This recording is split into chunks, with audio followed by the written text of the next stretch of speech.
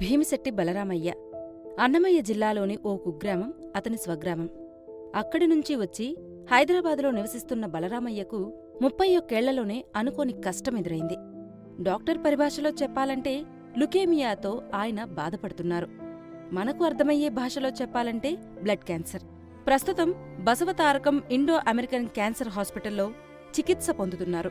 ఒక చిన్న బాబుకు తండ్రి, ఇప్పుడు భార్య గర్భవతి.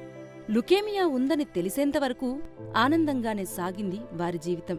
ఇప్పుడు అనుకోని ఉపద్రవంలా వచ్చిన ఈ క్యాన్సర్ ఆర్థిక భారమైంది. వారి కుటుంబం ఇప్పటికే ఉన్నదంతా ఖర్చు చేసేసింది.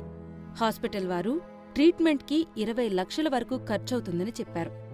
దయచేసి మీకు తోచినంత ఆర్థిక సాయం చేసి ఆ కుటుంబాన్ని ఆదుకోగలరని విజ్ఞప్తి. ఆ కుటుంబంలో ప్రస్తుతమున్న చిన్నారి త్వరలో ప్రపంచానికి పరిచయం